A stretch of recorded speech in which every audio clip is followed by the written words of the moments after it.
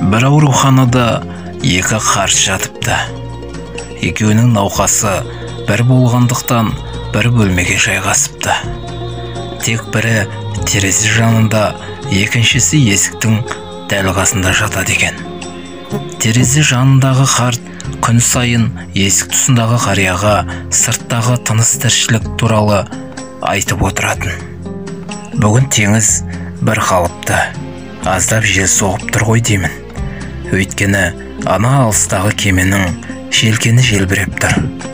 Теңіз жағалауында шағалалар ұшып жүр. Осылайша күндер өте береді. Күндердің бірінде әлгі терезе жанындағы ақсақалдың жүрегі ұстап нашарлап қалады. Әдетте бөлмедегі қоңырау түймесін баса қалса, дәрігер жетіп келетін. Ал бүгін жанындағы қарт дәрігерді шақыратын түймені баспады. Өйткені терезеден дүниені өзі көре алмай, тек көршісін тыңдаумен ғана шектеліп жататын. Сол есіне түсті ме, шайтанның сөзіне еріп, қоңыраудың түймесін басуға талпынбады. Осылайша ол досын жазықсыздан жазықсыз өлімге қиды да жіберді. Келесі күні дәрігерлер есіктегі кісіні терезе жанындағы босаған орынға ауыстыратын болды. Осы күнге дейін тыңдауды ғана місе тұтқан адамның қуанышы қойнына сыймады. Енді табиғаттың сан қырлы нақыштарын өз көзімен көріп жататын болды.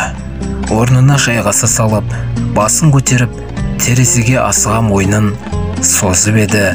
Арғы жақтан қара қабырғадан басқа еш нәрсе көрінбеді.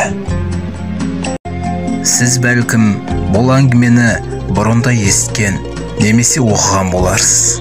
Маңыздысы ол емес. Бұл әңгіме арқылы айтайын дегенім, кеше базарға барған болатынмын.